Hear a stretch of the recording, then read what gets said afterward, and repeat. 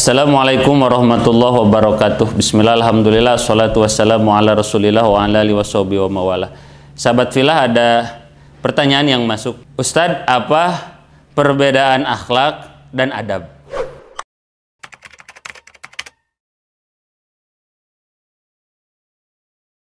Nah, maka sahabat filah rahimakumullah, kalau kita melihat secara garis besar, itu antara akhlak dan adab itu sesuatu yang sama tapi ada sedikit perbedaan di dalamnya.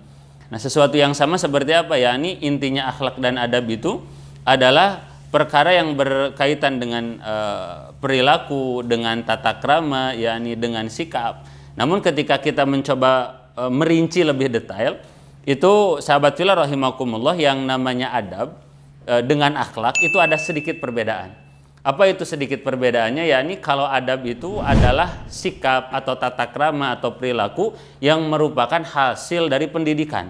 Pendidikan apa saja itu? Mau pendidikan kedisiplinan, mau ke pendidikan karakter dan lain sebagainya. Maka perbaikan, yakni tingkah, perbaikan perilaku, perbaikan karakter yang merupakan hasil dari pendidikan, maka ini disebutnya adab, seperti itu. Maka kalau kita melihat gitu kan di literatur ada yang disebut dengan peradaban, gitu kan. Bahkan dalam Pancasila ada yang disebut dengan kemanusiaan yang adil dan beradab. Ada peradaban bangsa Arab, peradaban bangsa Eropa. Nah, maka kalau kita melihat dari definisi tersebut, dari ta'rif tersebut, yakni adab-adab itu adalah tata krama, perilaku yang merupakan hasil dari pendidikan.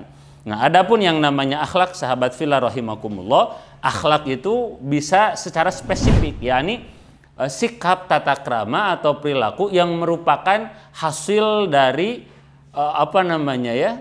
ikatan kita atau ketauhidan kita atau keyakinan kita kepada Allah Subhanahu wa taala. Jadi yang menciptakan itu disebutnya khaliq. Kemudian yang diciptakan itu disebutnya makhluk. Nah, kemudian hubungan antara makhluk dengan khaliq, maka ini disebutnya adalah yakni akhlak tersebut. Jadi semakin baik akhlak seseorang itu merupakan buah dari kuatnya ketauhidan seseorang itu kepada siapa? Kepada Allah Subhanahu wa taala. Jadi sahabat filah rahimakumullah, ketika ada seseorang yang disebut dengan memiliki akhlakul karimah adalah siapa?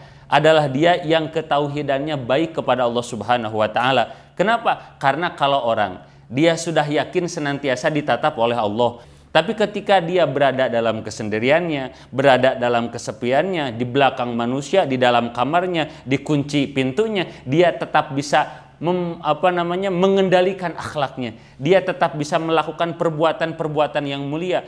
Walaupun di kamar sendirian, yang dilihatnya tetap yang baik, didengarnya tetap yang baik. Kenapa? Karena ketauhidannya yang kuat kepada Allah, yakin akan sama wal basornya Allah.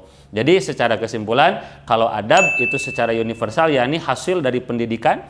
Adapun yang namanya akhlak itu adalah cerminan yakni hubungan kita kepada Allah Subhanahu wa taala. Makin kuat ketauhidannya, maka akan semakin sempurna akhlaknya. Oleh sebab itu, kalau ada orang ingin diperbaiki akhlaknya, maka perbaiki hubungannya dengan Allah Subhanahu wa taala. Wallahu alam bisawab. Assalamualaikum warahmatullahi wabarakatuh.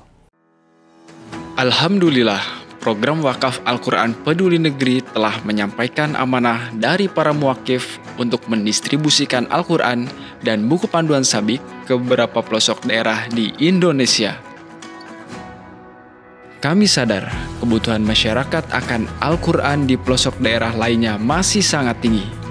Mari menjadi bagian dari solusi dengan mengikuti program wakaf Al-Quran Peduli Negeri.